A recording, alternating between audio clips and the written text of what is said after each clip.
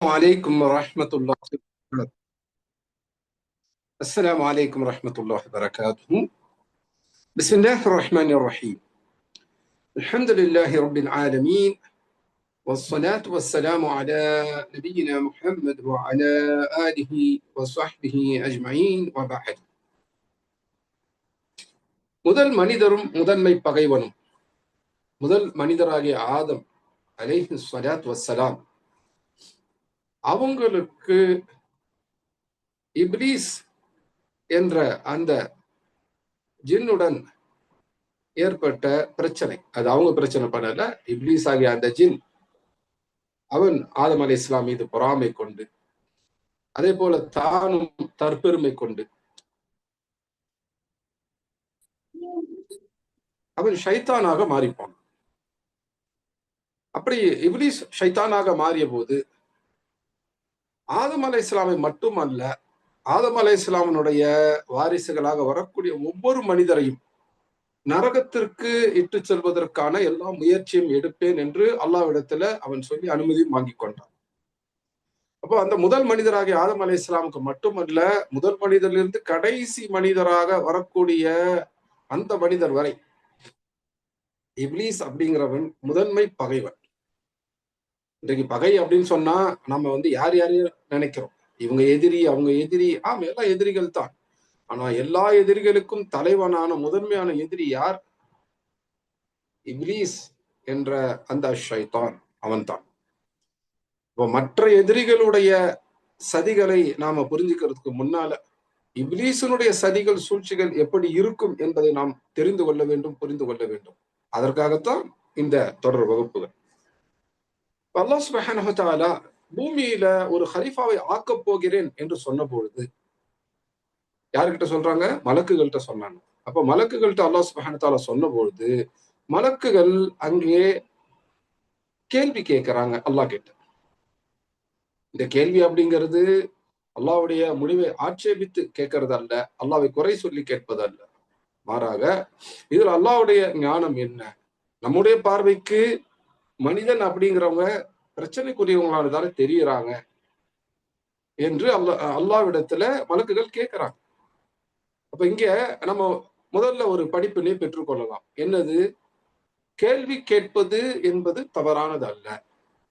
இன்றைக்கு பல கல்வி நிலையங்கள்லையும், இன்னும் குறிப்பாக இஸ்லாமை கற்றுக்கொள்ளக்கூடிய கல்வி நிலையங்கள்ல கேள்வி கேட்கக்கூடாது அப்படிங்கிற மாதிரி ஆக்கி வச்சிருக்கிறாங்க. கேள்வி கேட்பது என்பது மரியாதை இல்லாத தன்மை என்பதிலிருந்து ஆரம்பித்து கேள்வி கேட்பது அப்படிங்கிறது நீங்க குழப்பத்துல இருக்கிறீங்க, தெளிவா இல்ல என்பதற்கான அடையாளம் என்றெல்லாம் சொல்லிடுறாங்க.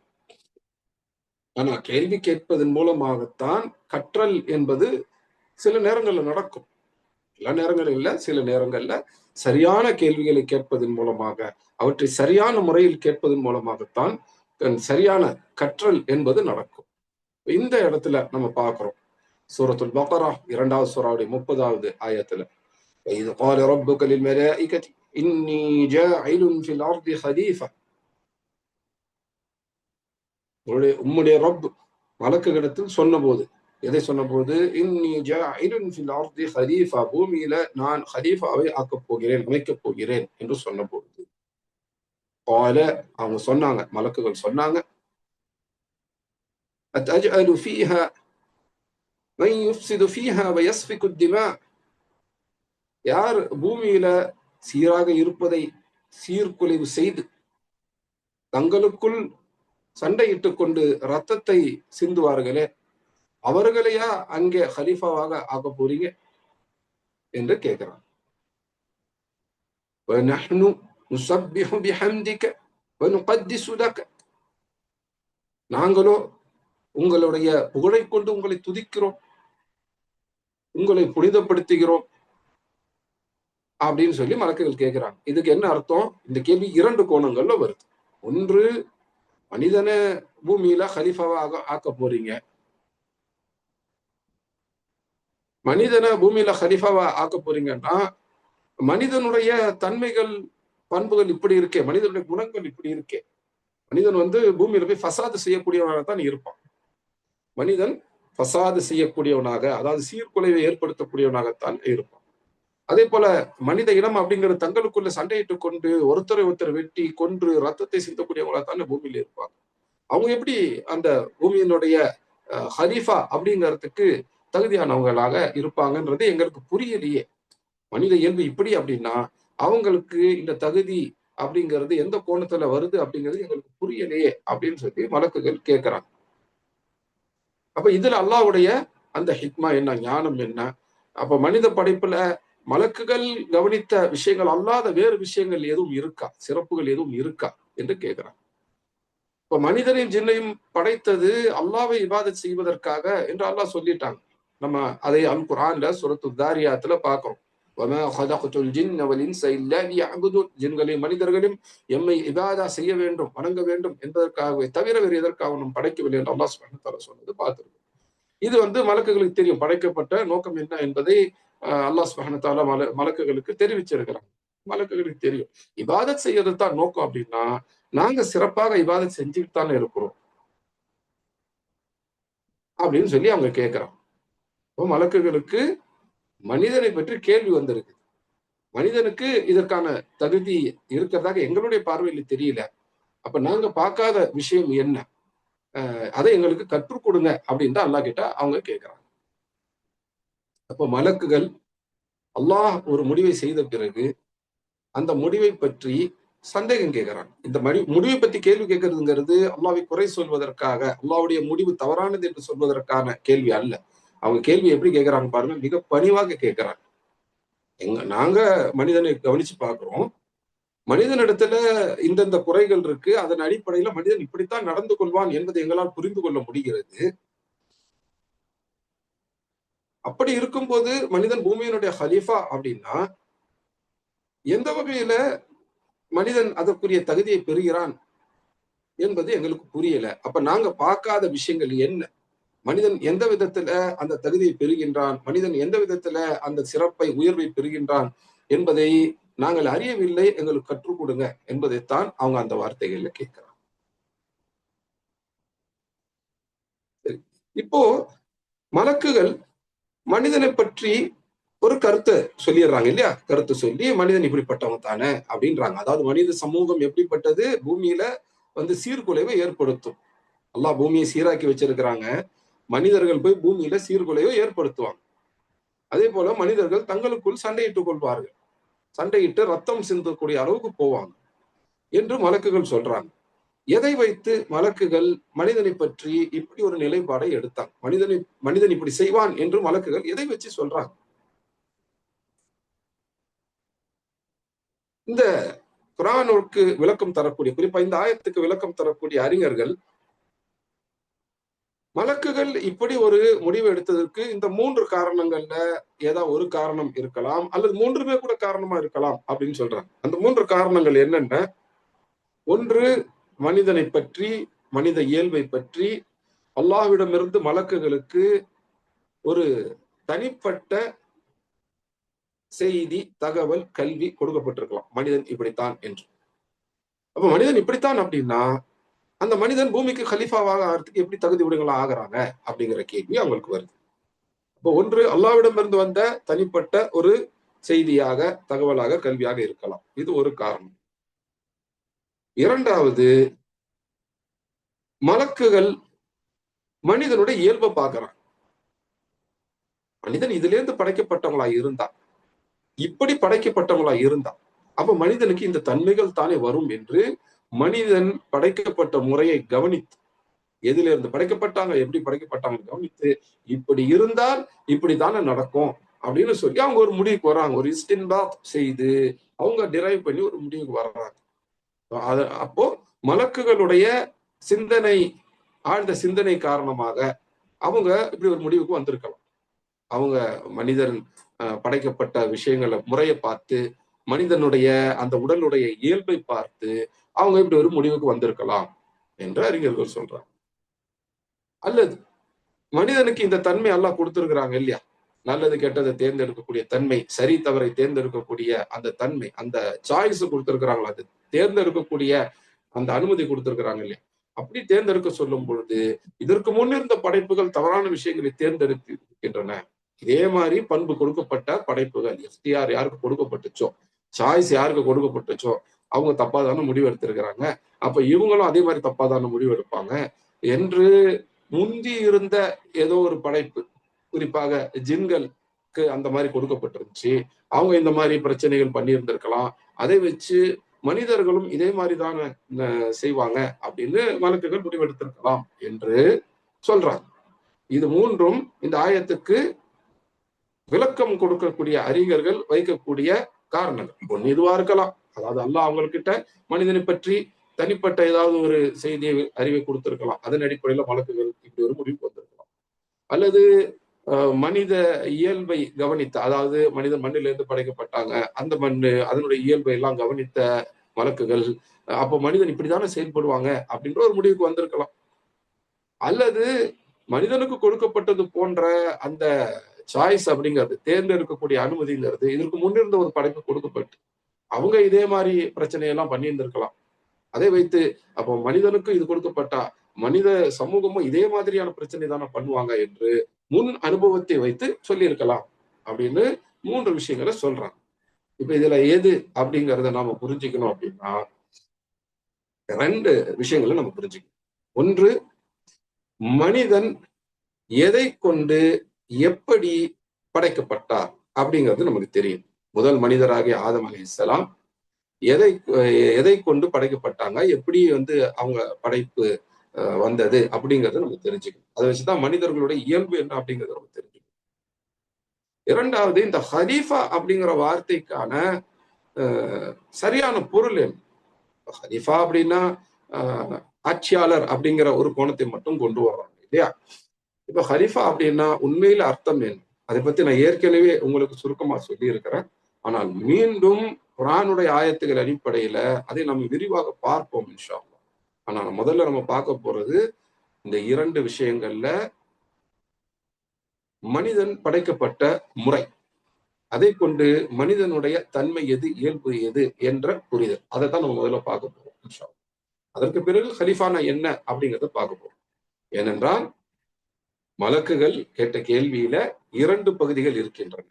ஒன்று, மனிதன் இந்த மாதிரி தன்மை உடையவங்க தானே, அப்ப மனித சமூகம் இப்படிதானே இருக்கும், இந்த அளவுக்கு குறைபாடு உடைய மனித சமூகம் எப்படி ஹலீஃபா என்பதற்கு தகுதியானதாக இருக்கும். இது கேள்வியுடைய முதல் பகுதி. இரண்டாவது, ஹலீஃபாங்கிறதுக்கு தகுதி அல்லாஹ்வை இபாதத் செய்யறது, அல்லாஹ்வை மட்டுமே இபாதத் செய்யறதுன்னா மலக்குகளாக நாங்கள் அதை சிறப்பாகத்தானே செய்து கொண்டிருக்கிறோம். அப்போ மலக்குகள் ஹலீஃபாவாக ஆகிறதுக்கு தகுதி உடையவங்க தானே அப்படிங்கிற ஒரு கேள்வியும் அதுல மறைமுகமாக இருக்கு. அல்லாஹ் பூமியில ஹலீஃபாவை ஆக்கப் போகிறேன் என்று சொன்ன உடனே மனிதர்கள் எப்படி அதுக்கு தகுதியானவங்க இல்ல, அதற்கு உண்மையான தகுதி எது என்ற 2 விஷயங்களும் மலக்குகளால் முன்வைக்கப்பட்டு அதுல அவங்களுக்கு வந்த சந்தேகங்களை பணிவான முறையில அவங்க அல்லாஹ்விடத்துல கேள்வியாக கேட்கிறாங்க. அப்ப இந்த 2ம் நமக்கு தெரியணும். மனிதன்னா யாரு, ஹலீஃபானா என்ன என்ற 2ம் தெரியணும். அப்ப மனிதன் என்றால் யார் என்பதை அறிவதற்கு நம்ம முதல்ல முயற்சி செய்வோம் இன்ஷா அல்லாஹ். மனிதனுடைய தன்மை என்ன, இயல்பு என்ன, பண்பு என்ன அப்படிங்கிறத பார்ப்போம். அப்படின்றத பார்க்கறதுனா முதல்ல மனிதன் எப்படி படைக்கப்பட்டாங்க அப்படிங்கிறது தெரியும். முதல் மனிதராகிய ஆதம் அலைஹிஸ்ஸலாமை அல்லாஹ் முதல்ல மண்ணிலிருந்து படைத்தாங்க இல்லையா? மண் அப்படிங்கிறதுக்கு என்ன வார்த்தை அல்லாஹ் சுப்ஹானஹு வ தஆலா பயன்படுத்துறாங்க? அல் குர்ஆன்ல 30வது சூரா, சூரத்துர் ரூம், அந்த 30வது சூராவுடைய 20வது ஆயத். அதுல அல்லாஹ் சுப்ஹானஹு வ தஆலாவுடைய வார்த்தையை நம்ம பார்க்கிறோம். وَمِنْ آيَاتِهِ أَنْ خَلَقَكُم مِّن تُرَابٍ. وَمِنْ آيَاتِهِ அல்லாஹ்வுடைய ஆயத்துகளில். ஆயத் அப்படிங்கிறதுக்கு என்ன அர்த்தம்? குர்ஆன்ல நம்ம பார்க்கிறோம். நம்ம பொதுவா தமிழ் அத்தியாயம்னு சொல்லுவோம் இல்லையா, இங்கிலீஷ்ல சாப்டர்னு சொல்லுவோம் இல்லையா, அதுக்கு அரபியில குர்ஆனுக்கு என்ன வார்த்தை பயன்படுத்தப்பட்டிருக்கு? சூரா. சூராங்கிறத நம்ம தமிழ் அத்தியாயம், இங்கிலீஷ்ல சாப்டர்னு சொல்லிடுறோம். அந்த சூறாவுக்குள்ள வரக்கூடிய விஷயங்களை தமிழ்ல வசனங்கள் அப்படின்னு சொல்றோம் இல்லையா, இங்கிலீஷ்ல வேர்சஸ் அப்படின்னு சொல்றோம் இல்லையா, அதுக்கு குர்ஆனுடைய பயன்பாடு ரசூலுல்லாஹ் கற்றுக் கொடுத்தது என்ன வார்த்தை? ஆயா. பேச்சு வழக்குல அது ஆயத் அப்படின்னு சொல்லி முடிச்சிருவோம். ஆயா என்பது. ஆனா ஆயத் அப்படிங்கிறதுக்கு வசனம் அல்லது வெஸ் கவிதை வடிவில் வந்த ஒரு வாசகம் அப்படின்ற அர்த்தம் இல்லை. ஆயத் அப்படிங்கிறதுக்கு அரபி மொழியில என்ன அர்த்தம் அப்படின்னு பாத்தீங்கன்னா, ஆயத் என்பதற்கு அத்தாட்சி அப்படின்னு அர்த்தம், ஆதாரம், அடையாளம் அப்படின்னு அர்த்தம். அப்ப அல்லாஹ் சுப்ஹானஹு வ தஆலா அல் குர்ஆன்ல இறக்கி வைத்திருக்கக்கூடிய ஒவ்வொரு ஆயத்தும் அல்லாஹ் தான் உண்மையான இறைவன், இஸ்லாம் தான் உண்மையான மார்க்கம் என்பதை நிறுவுவதற்கான நிறுவுவதற்கான ஆதாரம். ஒவ்வொரு ஆயத்தும் ஒரு அத்தாட்சி, ஒரு ஆதாரம், ஒரு ப்ரூஃப். ஒவ்வொரு ஆயத்தும். அப்ப ஆயத்து அப்படின்னா நம்ம வசனம்னு மொழிபெயர்த்துறோம் இல்லையா, அது ஒரு சரியான மொழிபெயர்ப்பு கிடையாது. ஆயத் என்பதை நம்ம ஆயத்தினே பயன்படுத்திட்டு போகணும், அல்லது சூறாவுக்குள்ள இருக்கக்கூடிய ஒரு வாசகம் அப்படின்னு சொல்லிடலாம். அது ஒரு வாக்கியம்னு கூட சொல்ல முடியாது. ஏனென்றால் ஒரு ஆயத்துக்குள்ளேயே ஒன்றுக்கும் மேற்பட்ட வாக்கியங்கள் இருக்கலாம். அல் குர்ஆனிலேயே மிக நீளமான, அதாவது பெரிய ஆயத் எது அப்படின்னு பார்த்தோம்னா சூரத்துல் பக்ரா 2வது சூறாவுடைய 282வது ஆயத். அல் குர்ஆன் எடுத்து பார்த்தோம்னா அது மட்டுமே ஒரு பக்கத்துக்கு போகும். ஆயத்து தைன் என்று பெயர். இப்போ கடன் இருக்கு இல்லையா, அந்த கடனை வாங்குறவங்க கொடுக்குறவங்க எப்படி நடந்துக்கணும் என்பது சம்பந்தப்பட்ட ஆயத்து பெருசு. அதுக்குள்ள பல சென்டென்சஸ், பல வாக்கியங்கள் இருக்கின்றன. அப்ப ஆயத் அப்படிங்கிறத நம்ம வாக்கியம், வசனம் அப்படின்னு சொல்லிட முடியும். அதனால குர்ஆனுடைய வார்த்தைகள்ல இவையெல்லாம் கலை சொற்கள், டெக்னிக்கல் டெர்மினாலஜிஸ், இதெல்லாம் அப்படியே பயன்படுத்துறது தான் சிறந்தது. ஆனாலும் முஸ்லிம் அல்லாத மக்களுக்கு புரியணுங்கிறதுக்காக நாம அத்தியாயம், வசனம் என்று பயன்படுத்துறோம். இது தமிழ்ல பைபிளை மொழிபெயர்க்கும் போது பயன்படுத்தப்பட்ட வார்த்தை.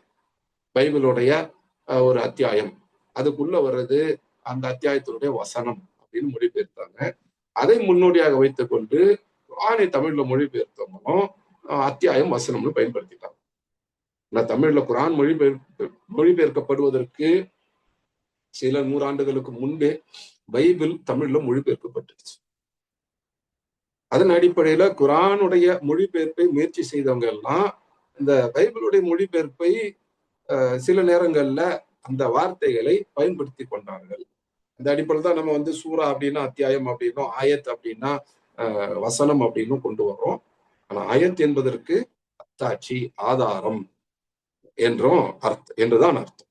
அல்லாஹ் சுப்ஹானஹு வ தஆலா இங்க சொல்றாங்க. எங்க நம்ம பார்க்கக்கூடிய ஆயத் சூரத்து ரூம் 30வது சூறாவுடைய 20வது ஆயத்.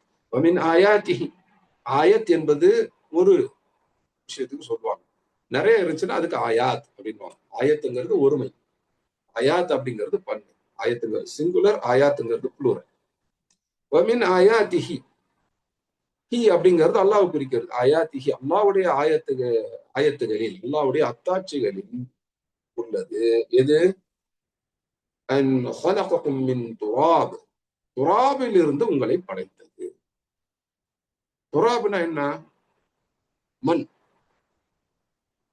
என்ன வகையான மண்? களிமண் இருக்கு, முதிரக்கூடிய மணல் இருக்கு. இதுல துராபுங்கிறது என்ன வகையான மண் அப்படின்னு பார்த்தோம்னா, துராப் அப்படிங்கிறது தூசி உடைய மணல். அதற்குத்தான் துராப் அப்படின்னு சொல்லுவாங்க. அப்ப அல்லாஹ் சுப்ஹானஹு வ தஆலா முதல்ல கெட்டியா இருக்கக்கூடிய மண்ணை எடுக்கல, முதிரக்கூடிய மணலாக இருப்பதைத்தான் அல்லாஹ் எடுக்கிறாங்க. அதிலிருந்து தான் மனித படைப்பினுடைய அந்த முதல் அடி அப்படிங்கிறது ஆரம்பிக்குது, முதல் நிலை அப்படிங்கிறது ஆரம்பிக்குது. நபி ஸல்லல்லாஹு அலைஹி வஸல்லம் இதை பற்றி சொல்றாங்க. முஸ்னத் அல் பஸார் என்ற ஹதீஸ் நூல்ல வரக்கூடிய ஹதீஸ் இது. இதை சில்சிலத்து அஹாதீஸ் ஸஹீஹா என்ற தன்னுடைய அந்த ஹதீஸ் ஆய்வு நூல்ல இமாம் அல் அல்பானி ஹசன் தரத்தில் உள்ள ஏற்றுக்கொள்ளத்தக்க ஹதீஸ் என்று தேர்வு கொடுத்திருக்கிறாங்க. ரசூலுல்லாஹி ஸல்லல்லாஹு அலைஹி வஸல்லம் சொல்றாங்க, அன்னாசு வலது ஆதம் வஆதமு خلق من تراب. அன்னாஸ் மனிதர்கள், வலது ஆதம் ஆதமுடைய பிள்ளைகள், மனிதர்கள் எல்லாம் ஆதமுடைய பிள்ளைகள் தான். ஆதமு ஆதம் خلق من تراب, ஆதம் துராபில் இருந்து படைக்கப்பட்டார். மனிதர்கள் எல்லாம் ஆதமுடைய பிள்ளைகள், ஆதம் துராபில் இருந்து படைக்கப்பட்டோம். துராப் அப்படின்னா என்ன? அது உதிரக்கூடிய மணல். இதுதான் மனித படைப்புடைய முதல் நிலை. அந்த மணல் எங்கிருந்து எடுக்கப்பட்டது? பூமியிலிருந்து எடுக்கப்பட்டது. அதை பற்றி நபி ஸல்லல்லாஹு அலைஹி வஸல்லம் சொல்றாங்க. முஸ்னத் அஹ்மதிலையும் சுனன் அபீ தாவூதிலையும் இன்னும் வேறு சில கிதாபுகளிலும் வரக்கூடிய ஹதீஸ் இது. சில்சிலத்து ஹதீஸ் ஸஹீஹா அல்-அல்பானி ஆதாரபூர்வமான ஹதீஸ் என்று தீர்ப்பு கொடுத்திருக்கிறாங்க. அபூ மூஸா அல்-அஷ்அரி ரலியல்லாஹு அன்ஹு அவங்க சொல்றாங்க, நபி ஸல்லல்லாஹு அலைஹி வஸல்லம் சொன்னாங்க, இன்னல்லாஹ خلق ஆதம மின் قبضة قبضها من جميع الأرض. நிச்சயமாக அல்லாஹ் ஆதமை படைத்தார்கள் ஒரு கைப்பிடியிலிருந்து.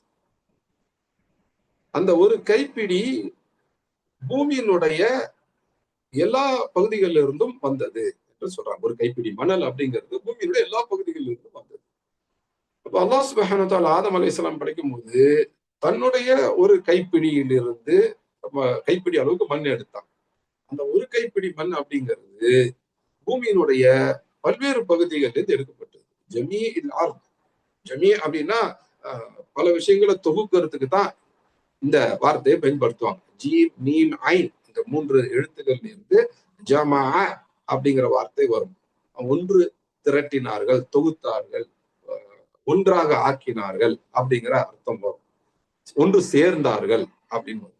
அதுல இருந்து தான் இந்த ஜமா, அதுல இருந்து தான் ஜமா அப்படிங்கிற வார்த்தை வருது. ஜமாத்து நம்ம சொல்றோம் இல்லையா? ஜமாத்துனா என்ன?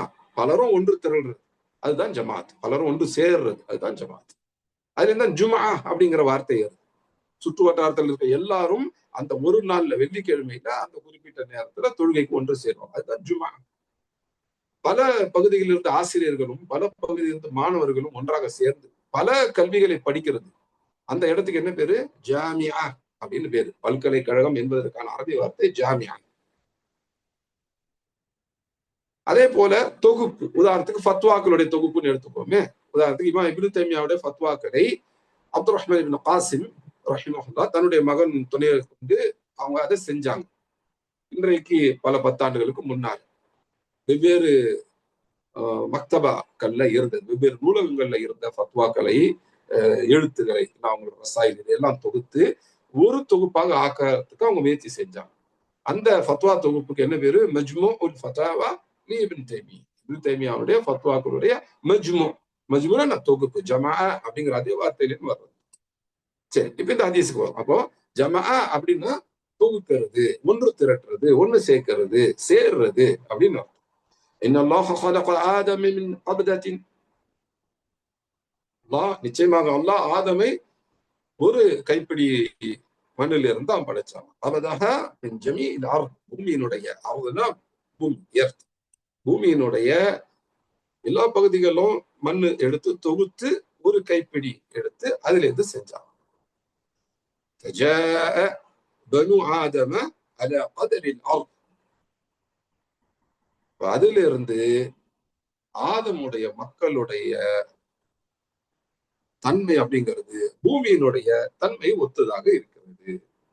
அர்தனுடைய கதிர், கதிர் அப்படிங்கிறதுக்கு அதனுடைய என்ன சொல்ல அளவு, அதற்கு கொடுக்கப்பட்ட தன்மை என்ற அர்த்தம் எல்லாம் உண்டு. பூமியினுடைய தன்மை எப்படி இருந்துச்சோ அதே மாதிரி தான் ஆதமுடைய மக்களுடைய தன்மையும் அமைந்தது. அது மாதிரிதான் ஆதமுடைய மக்கள் வந்தாங்க என்று சொல்றாங்க. ஜா அப்படின்னா வர்றது. பூமியினுடைய தன்மையை பொறுத்து ஆதமுடைய மக்கள், அதாவது மனிதர்கள் வந்தாங்க. மின்ஹும் அஹ்மரு வல் அஸ்வது வல் அபியது வல் அஸ்ஃபரு வபைன ذلك. அப்போ பூமியினுடைய பல்வேறு பகுதிகள்ல இருந்து மணல் வந்தது இல்லையா? அப்போ மண்ணுங்கிறது பூமியில ஒவ்வொரு பகுதியிலையும் ஒரு ஒரு நிறத்தில் இருக்கும்.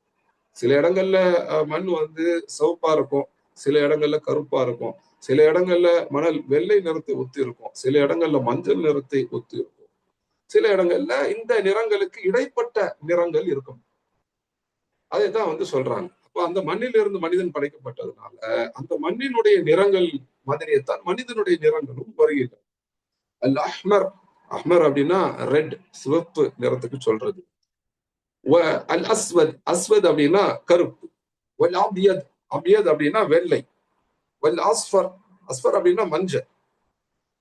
ஓ மின்ஹும் மனிதர்கள்ல அல் அஹ்மரு வல் அஸ்வது வல் அபியது, அல் அஹ்மரு வல் அஸ்வது வல் அபியது வல் அஸ்ஃபர் வபைன ذلك. அப்ப மனிதர்கள்ல சிவப்பு நிறத்தவங்க இருப்பாங்க, கருப்பு நிறத்தவங்க இருப்பாங்க, வெள்ளை நிறத்தவங்க இருப்பாங்க, மஞ்சள் நிறத்தவங்க இருப்பாங்க, இதற்கு இடைப்பட்ட நிறத்தவங்களும் இருப்பாங்க. அப்ப வெவ்வேறு இடங்கள்ல இந்த வெவ்வேறு நிறமுடைய மண்களை எடுத்து செய்யும் எல்லாத்தையும் ஒன்று கலக்கும் பொழுது அந்த முதல் மனிதர்ல இத்தனை மண்களுடைய தன்மையும் இருக்கின்றது. அப்ப அந்த முதல் மனிதரிலிருந்து வந்த மக்கள் தான் இன்னைக்கு நம்ம பாக்குற எல்லா மனிதர்களும். நமக்கு முன்னாடி போனவங்க, இப்ப இருக்கிறவங்க, பின்னாடி வரக்கூடியவங்க எல்லாருமே அந்த முதல் மனிதர்ல இருந்து வரக்கூடியவங்க தான். அப்ப முதல் மனிதர் உடைய தன்மை எப்படிப்பட்டது? பூமியுடைய பல்வேறு பகுதிகளுடைய மணல் கொண்டுதான் அந்த முதல் மனிதர் அப்படிங்கிறவங்க உடைய உடல் உருவாக்கப்பட்டது. அப்ப அந்த உடலில் இருந்து வரக்கூடிய மனிதர்கள் வெவ்வேறு தன்மை உடையவங்களாக இருப்பாங்க. நிறம் ரீதியாக அவங்க சிகப்பாவும் இருப்பாங்க, கருப்பாவும் இருப்பாங்க, வெண்மையாகவும் இருப்பாங்க, மஞ்சளாகவும் இருப்பாங்க. இந்த நிறங்களுக்கு இடைப்பட்ட நிறங்களையும் இருப்பாங்க. மனிதர்கள் வெவ்வேறு நிறங்களாக வருவதற்கான காரணம் எது அப்படின்னு பார்த்தோம்னா இதுதான். ஒரு மனுஷன்ல இருந்து தானே வந்தாங்க. அப்ப அந்த ஒரு மனிதருடைய தன்மை தானே எல்லா மனிதர்களுக்கும் இருக்கணும். அப்படி இருக்கும்பொழுது ஏன் மனிதர்களே வெவ்வேறு நிறங்கள் வந்திருக்கின்றன என்ற கேள்வி சிலர் கேட்பாங்க இல்லையா? அந்த கேள்விக்கான பதில் இதுதான். ஒரு மனிதர்ல இருந்து தான் வந்தாங்க. ஆனா அந்த ஒரு மனிதர் உடல் என்பது பூமியினுடைய பல்வேறு பகுதிகளில் இருந்து மணல் எடுத்து செய்யப்பட்டது. இப்போ பல்வேறு பகுதிகளுடைய மணல் பல்வேறு தன்மைகளோடு தான் இருக்கும். அப்ப அந்த ஒரு மனிதருடைய முதல் மனிதருடைய உடல் அப்படிங்கிறதும் பல்வேறு தன்மைகளை உள்ளடக்கியதாகத்தான் இருக்கும். அந்த முதல் மனிதர்லேருந்து வெவ்வேறு தலைமுறைகள்ல மனிதர்கள் வந்து கொண்டே இருக்கும் பொழுது அந்த மணலுடைய தன்மைகள் அந்த மனிதர்கள் வெளிப்பட ஆரம்பிக்கும். நிறங்கள் ரீதியாகவும் குணங்கள் ரீதியாகவும் அவங்க வருவாங்க. குணங்களை பற்றி நபி ஸல்லல்லாஹு அலைஹி வஸல்லம் தொடர்ந்து இந்த ஹதீஸ்ல சொல்றாங்க. வஸஹ்லு வல் ஹஸன் வல் ஹதீஸ் வத்-தய்யிப் வபைன ذلك. இப்படி நிறங்கள்ல சிவப்பாகவும் கருப்பாகவும் வெண்மையாகவும் மஞ்சளாகவும் அவற்றுக்கு இடைப்பட்ட நிறங்களாகவும் மனிதர்கள் இருக்கிறாங்களோ அதே போல சஹல், சஹல்னா என்ன? இலகுவாக எடுத்துக்கொள்ளுது. எந்த விஷயத்தையும் ரொம்ப கஷ்டமா இல்லாம லைட்டா எடுத்துக்கிறது. சில பேர் வந்து எதையுமே சீரியஸா எடுத்துக்க மாட்டாங்க இல்லையா? சீரியஸா எடுத்துக்க மாட்டாங்க, அலட்சியமா இருக்கிறதுன்னு இல்ல, எதுலயும் பதட்டப்பட்டுற மாட்டாங்க, உடனடியா கோவப்பட்டுற மாட்டாங்க. பதற்றம், கோபம் அதெல்லாம் அவங்களுக்கு அவ்வளவு சீக்கிரம் வராது. அதே போல ரொம்ப கஷ்டமான விஷயங்களை கூட வந்து அவங்க ரொம்ப சிக்கலாலாம் ஆக்கிக்க மாட்டாங்க. எதையுமே வந்து இலகுவாக அவங்க எடுத்துக்குவாங்க, இலகுவாக அதை செய்வாங்க. அந்த மாதிரி மனிதர் இயல்பு உடையவங்க இருக்கிறாங்க. சிலர் எப்படின்னா ஹசன், அவங்க வந்து அதுக்கு அப்படியே நேர் மாற்றமானவங்க. அவங்க அதை கஷ்டப்படுத்திக்குவாங்க, தானும் கஷ்டமாக ஆக்கி அதன் மூலமாக மற்ற மனிதர்கள் போகும்போது அவங்களுக்கு கஷ்டப்படுற மாதிரி ஆகிடும். அவங்களுக்கு அதுல வந்து கஷ்டம் இருக்கும், அதை கடினமா செய்ய வந்து அவங்க இயல்பு கடினமாக இருக்கும், இயல்பு சோகமானதாக இருக்கும். சஹல்ல இருக்கிறவங்க எல்லாத்தையும் லைட்டா எடுத்துக்கிறதுனால அவங்க வந்து கொஞ்சம் சிரிச்ச மாதிரி இருப்பாங்க. ஆனா இந்த ஹசன் அப்படிங்கிற தன்மை உடையவங்க எல்லாத்தையும் சீரியஸா எடுத்துக்கிறதுனால அவங்க அந்த அளவுக்கு சிரிச்ச மாதிரி இருக்க மாட்டாங்க. சீரியஸாவே இருக்கலாம், வந்து கடினமானவங்களாகவும் இருக்கலாம், கடுகடுப்பானவங்களாகவும் இருக்கலாம். இதெல்லாம் வந்து மண்ணினுடைய பல்வேறு தன்மைகள்ல உள்ளது. அப்ப இலகுவான மணல், கடினமான மணல் இருக்கிற மாதிரி அந்த மணலில் இருந்து எடுக்கப்பட்ட மனிதனும் இலகுவான மனிதனாகவும் இருப்பாங்க, கடுமையான மனிதனாகவும் இருப்பாங்க. அவங்க அதே போல ஹபீஸ் மனிதர்கள்ல ஹபீஸ் அப்படிங்கிறவங்க இருப்பாங்க. ஹபீஸ்னா என்ன? சுத்தம் இல்லாத அசுத்தமானவர்கள். ஏன்னா பூமியோட பல்வேறு பகுதியில் மண் எடுக்கும் போது அதுல அசுத்தமான தன்மையோட மணல் இருந்திருக்கும் இல்லையா? அப்போ சுத்தமான தன்மையோட மணலும் இருந்திருக்கும். அதுல இருந்து வரக்கூடிய மனிதர்களுடைய இயல்பு எப்படி இருக்குது? ஹபீஸ். ஹபீஸ்னா என்ன? சுத்தம் இல்லாத அசுத்தமான கலப்படமான அப்படின்னு அர்த்தம். இப்ப நம்ம மலம் கழிக்கிறதுக்கோ சிறுநீர் கழிக்கிறதுக்கோ அந்த கழிப்பறைக்கு போகும் பொழுது நம்ம முன்னாடி அல்லாஹ் கிட்ட பாதுகாப்பு தேடி ஒரு துஆ ஓதுவோம் தானே? ஸல்லல்லாஹு அலைஹி வஸல்லம் கற்றுக் கொடுத்திருக்காங்க தானே? என்ன துஆ அது? அல்லாஹும்ம இன்னி அஊது பிக மினல் ஹுபூஸி வல் ஹபாயிஸ். அல்லாஹும்ம இன்னி அஊது பிக, அல்லாஹ் நிச்சயமா நான் உங்கள்ட்ட பாதுகாப்பு தேடுறேன். எதை விட்டு? மினல் ஹுபூஸி வல் ஹபாயிஸ். ஹபீஸான ஆண் ஜின்கள், ஹபீஸான பெண் ஜின்கள், அவற்றினுடைய தீங்கை விட்டு அவங்கள்ட்ட பாதுகாப்பு தேவை.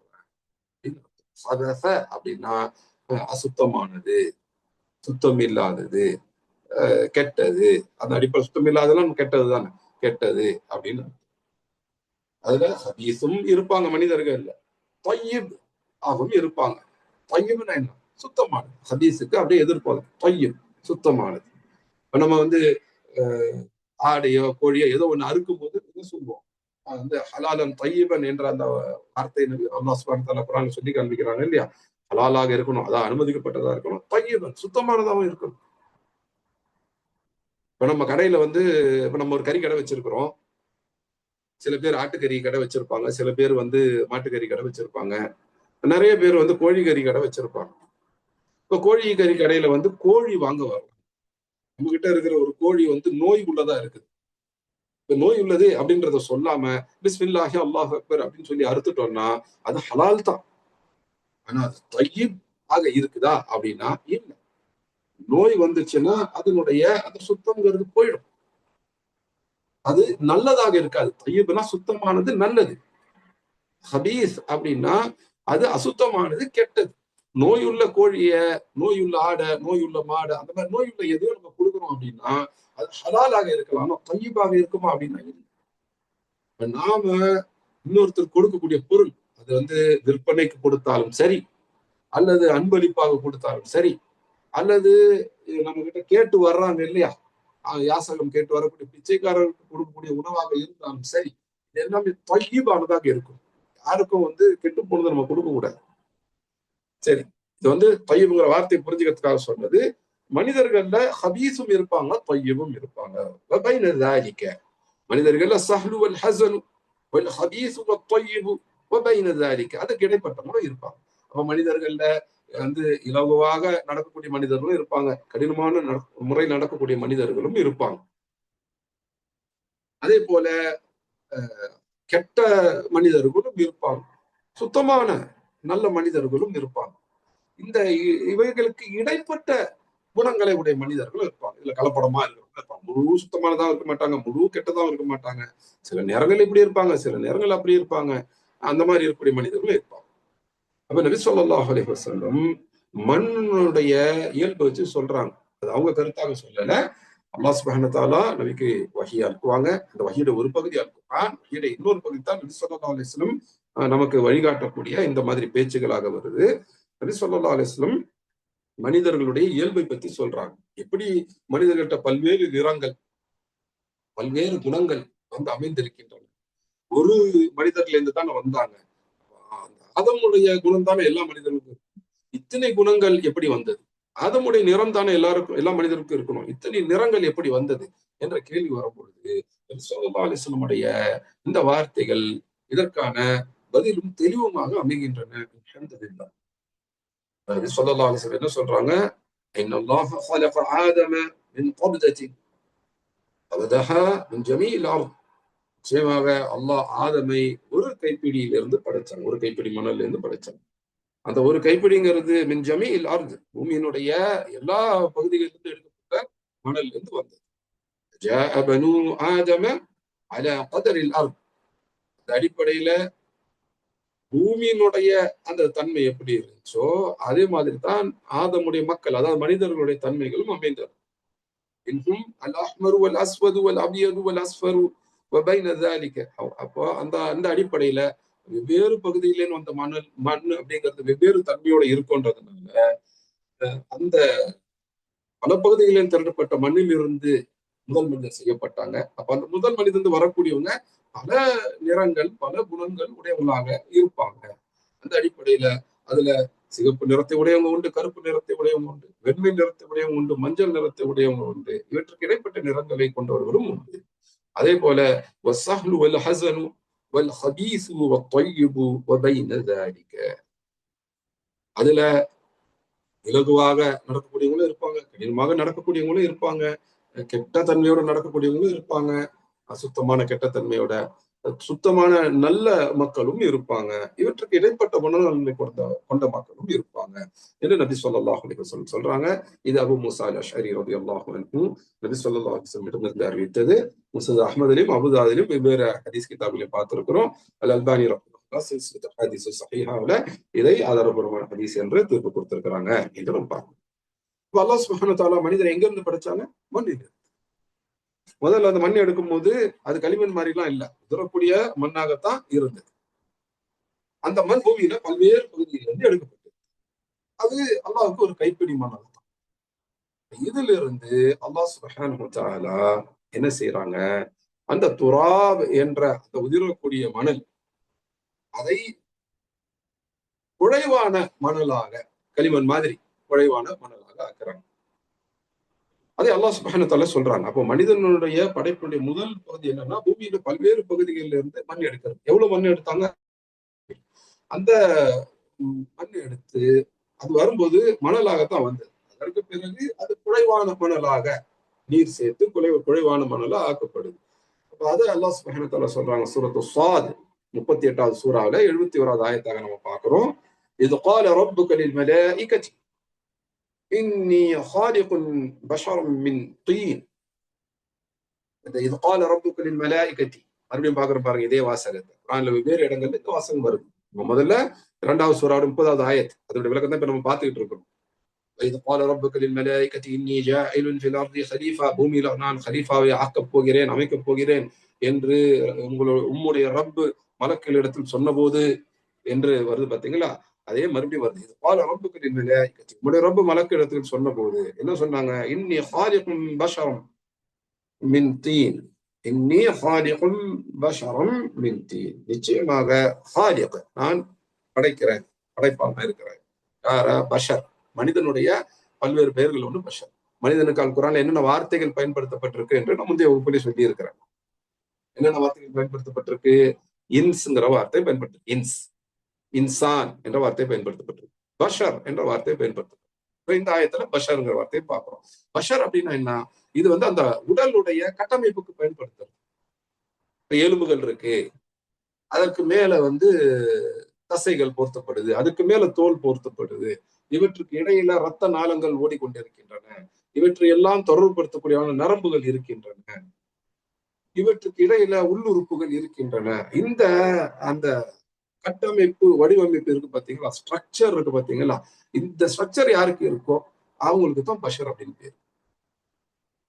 அந்த மாதிரி உள்ளதுக்கு தான் பஷர்ங்கிற வார்த்தையை பயன்படுத்தும். அப்ப முதல் மனிதர் அந்த உடல் கட்டமைப்பு உடையவர் தான். அல்லாஹ் சுப்ஹானஹு வ தஆலா சொல்றாங்க, முதல் மனிதர் படைக்கும் போதே அந்த உடல் அமைப்போட தான் படைச்சிருக்கிறாங்க. இன்றைக்கு நம்ம பார்க்கலாம், பரிணாமம் அப்படின்னு பேசுவாங்க, எவல்யூஷன் தியரி அப்படின்னு சொல்லுவாங்க. டார்வின் சொன்னார், அதுக்கு பிறகு மத்தவங்க எல்லாம் அதை இன்னும் விரிவாக்கி சொன்னாங்க அப்படின்னா சொல்லுவாங்க. மனிதன் எப்படி வந்தார்னா, அது முதல்ல ஒரு செல் வீரியாக இருந்தது, அப்புறம் அது தண்ணியில இருந்துச்சு, அங்கேருந்து தரைக்கு வந்தது, பல செல்களாச்சு, இப்பெல்லாம் கதை சொல்லிக்கிட்டே வருவாங்க. அது இந்த மாதிரி மீனா இருந்துச்சு, அப்புறம் தரையில தவழக்கூடிய மிருகமா இருந்துச்சு, அப்புறம் 4 கால்களுடைய வாளுடைய மிருகமா இருந்துச்சு, அதுக்கப்புறம் 2 காலும் வாலுமா இருந்தது, அப்புறம் அந்த வால் போய் 2 கால்கள் மட்டும் இருந்துச்சு, அந்த முன்னாடி இருந்த 2 கால்கள் 2 கைகள் ஆயிடுச்சு. அப்ப 2 கைகள் 2 கால்கள் கொண்ட அந்த உருவங்கிறது இப்படி எல்லாம் ஒரு நிலையா தாண்டி ஒவ்வொரு ஸ்டேஜா தாண்டி வந்தது. இப்படிதான் எவல்யூஷன் அப்படின்னு நடந்துச்சு, பரிணாம வளர்ச்சி அப்படின்னு நடந்தது, மனிதன் அப்படிங்கிறது வர்றதுக்கு இத்தனை நிலைகளை தாண்டினது அப்படின்னு சொல்லி ஒரு கதை சொல்லுவாங்க. கதை தான், யாரும் இதை பார்த்தது இல்ல, இது விஞ்ஞானபூர்வமா நிறுவப்பட்ட விஷயமும் கிடையாது. சில சின்ன மாற்றங்கள் உயிரினங்கள் ஏற்பட்டது. அதை வச்சுட்டு மனிதன்கிற ஒரு இளமையே இப்படித்தான் வந்துச்சு அப்படின்னு ஒரு பெரும் கட்டுக்கதையை அவங்க உருவாக்கி அதை விஞ்ஞானம் என்ற பெயர்ல திணிக்கிறாங்க. அது உண்மையான விஞ்ஞானமும் கிடையாது. ஆனா அல்லாஹ் சுப்ஹானஹு வ தஆலா என்ன சொல்றாங்க, முதல் மனிதரே நேராக இதே குரங்குல இருந்து வரல, அதுக்கு முன்னாடி ஏதோ மீன் முதல்ல இதுல இதெல்லாம் வரும்.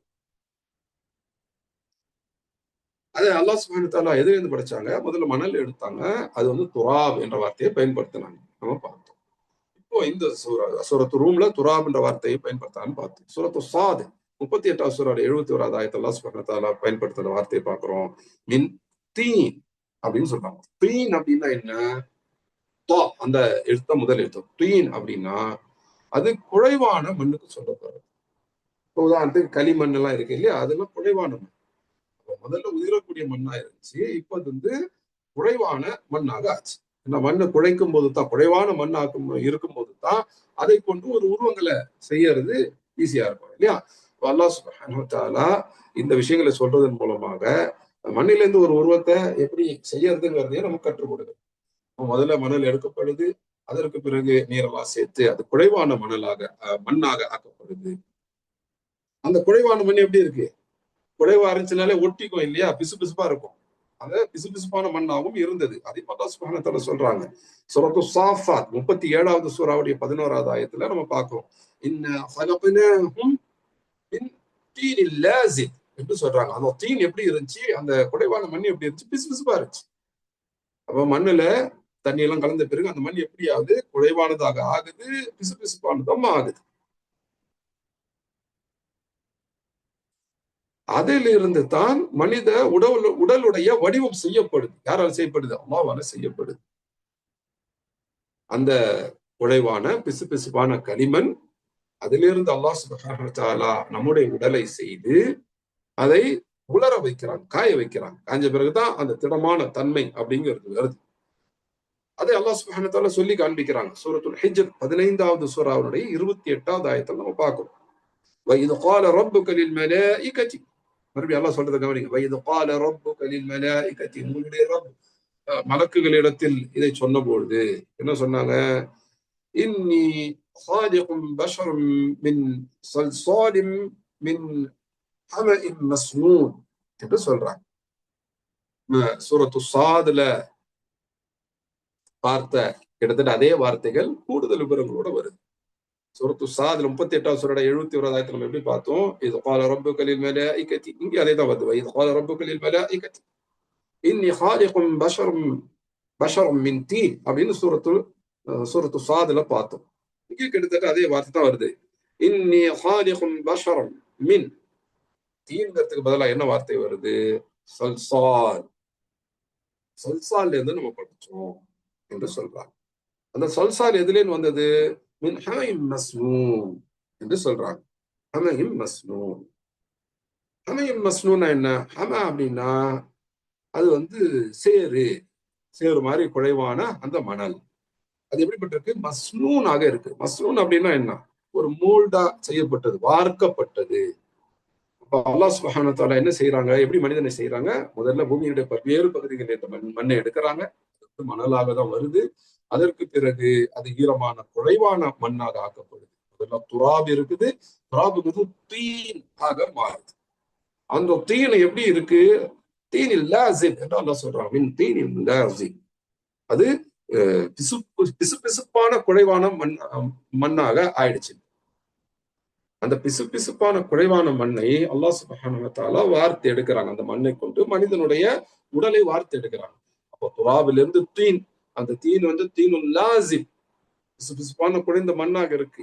அந்த தீனுல் லாஸிபில் இருந்து ஒரு வார்ப்பு கொடுக்கப்பட்ட வார்த்து எடுத்தோன்னா மோல்டிங் பண்றது, குறிப்பிட்ட ஒரு அந்த அமைப்பு, ஒரு ஸ்ட்ரக்சருக்கு கொண்டு வருது.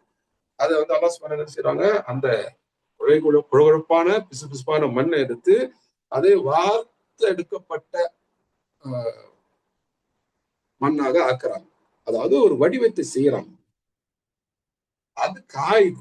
காய்ந்த பிறகு அது எப்படி வருது? சல்சால் என்ற தன்மை அடையுது. சல்சால் அப்படின்னா என்ன? உலர்ந்த களிமண்ணுக்கு சொல்லப்படும். இப்ப நம்ம ஒரு பானை செஞ்சிடறோம். அது முதல்ல வந்து குறைவான மணலாக இருக்கும். அது குறிப்பிட்ட வடிவத்துல நம்ம வார்த்தைப்போம். பானைனா இந்த வடிவத்துல இருக்கணும் அப்படின்னு செய்வோம். அதுதான் வந்து ஹமஇம் மஸ்னூன். அதை காய வச்சிட்ட பிறகு அது என்னவாயிடும்? ஒரு உறுதியான தன்மையுடைய ஒரு விஷயமா ஆயிடும். அப்போ அதை வந்து சல்சால் அப்படின்னு சொல்லுவோம். அது உலர்ந்து காய்ந்து விடும். உலர்ந்து காய்ஞ்சிருச்சுன்னா இப்ப தட்டினா சத்தம் வரும். அல்லது அதுக்குள்ள காத்து போனா சத்தம் வரும். ஏதாவது ஒண்ணு உள்ள போக முடியும், தட்டினா சத்தம் வரும். அந்த மாதிரி சத்தம் வர்றதுக்கு தான் சல்சால் அப்படின்னு சொல்லுவாங்க. இப்போ மனிதனை அல்லாஹ் சுப்ஹானஹு வ தஆலா படைத்த அந்த தன்மையை நம்ம பார்த்துக்கிட்டு வரோம். இன்னும் முழுசா பார்த்து முடிக்கல. மனித உடலை எல்லாம் செஞ்சுட்டாங்க. எப்படி செஞ்சாங்க? பூமியினுடைய பல்வேறு பகுதிகளில் இருந்து மண் எடுத்தாங்க. அதனால்தான் மனிதர்களுடைய தன்மையிலும் பல்வேறு தன்மைகள் இருக்கு, பல்வேறு நிறங்கள் இருக்கின்றன. இந்த பல்வேறு பகுதியிலிருந்து எடுக்கப்பட்ட மண்ணை வைத்துதான் முதல் ஒரு மனிதன் அல்லாஹ் சுப்ஹானஹு வ தஆலா செய்யறாங்க. அந்த மண் எடுக்கும்போது அதற்கு அல்லாஹ் சுப்ஹானஹு வ தஆலா குர்ஆன்ல பயன்படுத்துற வார்த்தை துராப். துராபில் இருந்து அது நீர் கலக்கும் பொழுது அது தீன் ஆக மாறுது, குறைவான மண்ணாக மாறுது. அதற்கு பிறகு அது எப்படி அந்த தீனை அதற்கு பிறகு இல்ல அந்த தீனை எப்படிப்பட்டதா இருக்கு? தீனும் லாசித் ஆக இருக்கு. அது பிசுபிசுப்பான குறைந்த மண்ணா இருக்கு. அதிலிருந்து அல்லாஹ் சுப்ஹானஹு வ தஆலா அதற்கு ஒரு வடிவத்தை கொடுக்கிறான். அந்த களிமண்ணை, அந்த குறைவான மண்ணை ஒரு வடிவத்துல கொண்டு வரும்போது அதற்கு ஹமைல் மஸ்னூன் என்று அல்லாஹ் சொல்றான். அதிலிருந்து சல்சால் அப்படிங்கிறது வந்தது. அது காய்ந்த பிறகு, அது உலர்ந்து காய்ந்த பிறகு அது அல்லாஹ் சுப்ஹானஹு வ தஆலா சல்சால் அப்படின்னு சொல்றாங்க. அப்ப என்னென்ன நிலைகளை தாண்டி இருக்கு? அங்கிருந்து தீன் எப்படிப்பட்டது? தீன் லாசிப். அங்கிருந்து அது மஸ்னூனில் இருந்து அது உலர்ந்து காய்ந்து விட்ட பிறகு அது சல்சால் என்று அல்லாஹ் சொல்றான். சல்சால் ஆக வந்துருச்சு. அப்படின்னா என்ன அர்த்தம்? அது நல்லா காஞ்சிருச்சு. அதுல இருந்து சத்தம் எல்லாம் வரும். தட்டினா ஒரு ஜாலியா இருக்கிற பாணியில தட்டினா என்ன சத்தம், அந்த மாதிரி வந்து வரக்கூடிய அளவுக்கு நல்ல உறுதியா காஞ்சிருச்சு அப்படின்னு சொல்லி அல்லாஹ் சுப்ஹானஹு வ தஆலா சொல்றாங்க. இதுதான் வந்து ஹியூமன் எவல்யூஷன், மனிதனுடைய பரிணாம வளர்ச்சி. என்னவா இருந்தாங்க? முதல் மனிதர் வந்து மண்ணா இருந்தாங்க, துராபாக மணலாக உதிரக்கூடிய மண்ணாக இருந்தாங்க. அதற்கு பிறகு குறைவான களிமண் போன்ற மண்ணா இருந்தாங்க. அதற்கு தீன் அப்படிங்கிற பேரு. அது என்ன மாதிரி இருந்துச்சுன்னா பிசுபிசுப்பான வந்து குறைந்த மண்ணாக இருந்துச்சு, அதாவது தீனுல் லாசிப். அதற்கு பிறகு அதுக்கு வந்து அது களிமண்ணாக இருக்கும் பொழுதே அல்லாஹ் சுப்ஹானஹு வ தஆலா அதை வந்து வார்த்து எடுத்தாங்க, அதுக்கு ஒரு வடிவம் கொடுத்தாங்க. அதுதான் ஹமைல் மஸ்னூன் என்ற வார்த்தையை கொண்டு அல்லாஹ் சுப்ஹானஹு வ தஆலா சொல்றாங்க. அது நல்லா காய வைக்கிறாங்க. அப்போ வந்து அந்த களிமண் வந்து காய்ந்து உலர்ந்து வந்துருச்சு. அப்ப அந்த மாதிரி காய்ந்து உலர்ந்து வந்ததே அல்லாஹ் சுப்ஹானஹு வ தஆலா சல்சால் என்ற வார்த்தை கொண்டு சொல்றாங்க. இது வரைக்கும் மனித உடல் தான் தயாராயிருக்கு. மனித உடலுக்குள்ள உயிர் வரல. இதுக்குள்ளேயே இப்லீஸ் என்ன செய்யறான்? மனித உடலை வந்து பார்க்கறான். பார்த்துட்டு அவன் என்ன சொன்னான், என்ன நினைச்சான், அதை நபி ஸல்லல்லாஹு அலைஹி வஸல்லம் நமக்கு சொல்லி காண்பிக்கிறாங்க. அதை நாம இன்ஷா அல்லாஹ் இந்த வகுப்பினுடைய தொடர்ச்சியில பார்ப்போம். இன்றைக்கு என்ன பார்த்தோம்? மலக்குகள் அல்லாஹ்விடத்துல சந்தேகம் கேட்டாங்க என்பதை பார்த்தோம். 2வது சூரா 30வது ஆயத்துல. மனிதனுடைய தன்மை இப்படித்தானே, அப்படி இருக்கும்போது அவன் பூமியுடைய ஹலீஃபாவா இருக்கிறதுக்கு எப்படி தகுதி உடையவங்களா இருப்பாங்க என்று மலக்குகள் சந்தேகம் கேட்கிறாங்க. நாங்க அதுக்கு தகுதி உடையவங்க தானே, ஏன் வந்து மனிதனை வைக்கிறோம்? மனிதனை எங்களோட ஒப்பிட்டு பார்க்கும்போது குறைவான தன்மை உடையவங்களா தானே இருக்கிறாங்க, குறைபாடு உடையவங்களா தானே இருக்கிறாங்க. அப்படி இருக்கும்போது ஏன் வந்து மனிதனை ஹலீஃபா வைக்கணும் பூமியில அப்படின்னு கேட்கிறாங்க. அப்ப இந்த கேள்வி நம்ம சரியா புரிஞ்சுக்கணும் அப்படின்னா நமக்கு வந்து 2 விஷயங்கள் தெரியும். ஒண்ணு, மனிதனுடைய அந்த இயல்பும் தன்மையும் தெரியும். 2வது, ஹலீஃபா என்ற வார்த்தை பற்றி விரிவாகவும் ஆழமாகவும் தெரிஞ்சுக்கணும். அந்த அடிப்படையில மனிதனுடைய தன்மையை பற்றி நம்ம தெரிஞ்சுக்க ஆரம்பிச்சிருக்கிறோம். அதனுடைய முதல் படியாகத்தான் இன்றைக்கு அல் குர்ஆன்ல இருந்து வெவ்வேறு ஆயத்துகளை எடுத்து, அதே போல ஹதீஸ்கள்ல இருந்தும் நம்ம ஒரு சில ஹதீஸ்களை எடுத்து பார்க்கிறோம். அல்லாஹ் சுப்ஹானஹு வ தஆலா மனிதனை படைக்கணும்னு முடிவு செஞ்சப்போ வந்து மண்ணிலே தான் படைக்கிறாங்க. அது உதிரி பூமியினுடைய பல்வேறு பகுதிகளில் இருந்து எடுக்கும். பூமியுடைய பல்வேறு பகுதிகளில் இருந்து மண் எடுக்கப்பட்டு முதல் மனிதன் செய்யப்பட்டதுனால அந்த முதல் மனிதனிலிருந்து பின்னாடி வந்த பல மனிதர்கள் பல்வேறு தன்மைகள் இருக்கும். இந்த தகப்பனுக்கு பிறந்தவங்கள்ட்ட இந்த தன்மை மட்டும்தானே இருக்கணும், ஏன் இத்தனை வெவ்வேறு தன்மைகள் இருக்கின்றன என்ற கேள்வி வரும்பொழுது அதற்கான பதில் இதுதான். முதல் மனிதர், நம்முடைய எல்லாருடைய தந்தை, அவங்க கிட்ட பல்வேறு பகுதியுடைய மணல்கள் சேர்ந்து இருந்ததுனால பல்வேறு தன்மைகளும் பண்புகளும் அவங்களுக்குள்ளதான் இருந்துச்சு. அவங்களுடைய பிள்ளைகள்ல பிற்காலத்துல வரும் பொழுது மனிதர்கள் சிலர் வெள்ளையாக, சிலர் கருப்பாக, சிலர் சிவப்பாக, சிலர் மஞ்சளாக, இதற்கு இடைப்பட்ட நிறங்களையும் வந்தாங்க.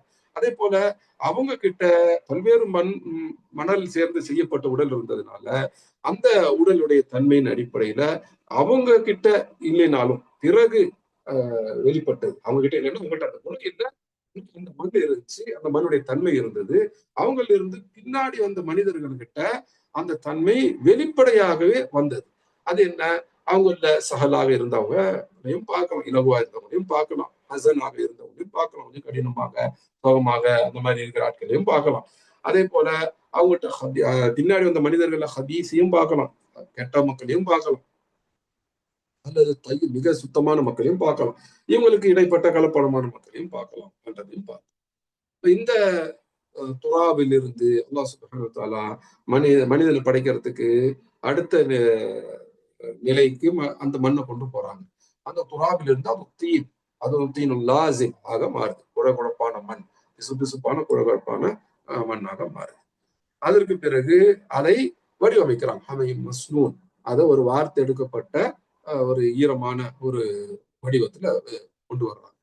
அதற்கு பிறகு அதை உலர்த்தி காய வைத்த பிறகு அது நல்லா உலர்ந்து காய்ந்து தட்டின சத்தம் வர அளவுக்கு சல்சால் ஆக அது மாறிவிட்டது. இப்ப மனிதனுடைய உடல் தயாராயிடுச்சு. அதுக்கு பிறகு இந்த உடல்ல உயிர் வரணும். ஆனா இந்த உடல்ல உயிர் வர்றதுக்கு முன்னாடியே அங்கிருந்த இப்லீஸ் வந்து இந்த மனித உடலை பார்த்து அவன் ஒரு கமெண்ட் ஒண்ணு கொடுத்துட்டு போறான். அது என்ன அப்படிங்கிறதையும், எதனால் அது வந்தது என்பதை நம்ம தொடர்ந்து இன்ஷா அல்லாஹ் பார்ப்போம். அடுத்து வரக்கூடிய வகுப்புகள்ல தொடர்ந்து கவனிங்க, தொடர்ந்து இணைந்திருங்கள். இந்த விஷயங்களை நம்ம விரிவா பார்த்து இதன் மூலமாக நம்முடைய வாழ்க்கைக்குரிய பாதுகாப்புகளையும் படிப்பினைகளையும் பெற்றுக்கொள்வோம். அதற்கு அல்லாஹ் சுப்ஹானஹு வ தஆலா நம் அனைவருக்கும் தௌஃபீக் செய்யணும் என்று சொல்லி இந்த வகுப்பை நிறைவு செய்கின்றேன். ஜஸாக்குமுல்லாஹ் ஹைரா. சுப்ஹானக அல்லாஹும்ம பிஹம்திக அஷ்ஹது அன் லா இலாஹா இல்லா அன்த அஸ்தக்ஃபிருக வ அத்தூபு இலைக்.